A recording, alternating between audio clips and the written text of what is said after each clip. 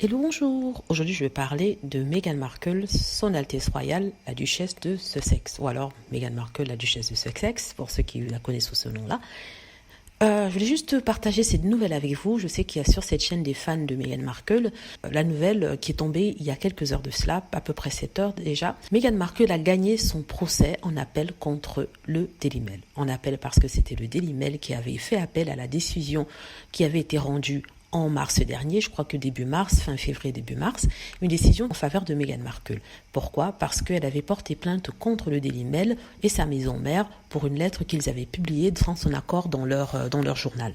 Donc, ceux-ci avaient fait appel à cette décision-là en disant qu'il y avait de nouveaux éléments apportés à l'affaire, notamment un témoignage de l'ancien chargé de communication de Meghan qui disait qu'elle était au courant que sa lettre serait publiée. Le juge a dit en fait que ce nouveau témoignage n'apporte rien au procès, ne change rien à la décision du précédent juge, dans le sens où ce n'est pas parce que Meghan Markle savait qu'il y avait une possibilité que son père allait envoyer la lettre au tabloïd qu'elle perdait son droit à la vie privée. C'est-à-dire que c'est pas parce que vous savez qu'une lettre sera postée que le fait de le savoir vous enlève vos droits à la vie privée. Donc en fait, il dit, vous savez que quelqu'un risque de publier ça, mais ça ne vous empêche pas de l'écrire. Ça ne veut pas dire que les tabloïds ont le droit de la publier. Voilà, j'espère que j'ai bien expliqué ça. Donc tout ça pour dire bravo à Meghan Markle. S'il y a des gens qui ne l'aiment pas sur cette chaîne, c'est dommage, parce que je trouve que c'est une personne qui est vraiment très courageuse de se battre contre un système, notamment la famille royale et les médias. Ces deux entités sont très puissantes et elles opèrent dans tous les pays. Ce n'est pas que en Angleterre. D'ailleurs, on a des news négatives sur la duchesse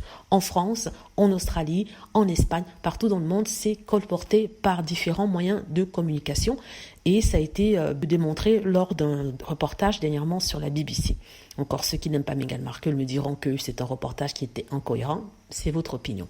En tout cas, pour ceux qui sont sur cette chaîne, on dit bravo à Meghan Markle. C'est un combat entre David et Goliath parce que ces tabloïds sont possédés par un milliardaire, sont très puissants. Ils ont des antennes partout dans le monde, d'où l'infiltration de nouvelles négatives au sujet de Meghan Markle, de rumeurs sur son compte. Bravo, bravo Meghan. Alors voilà.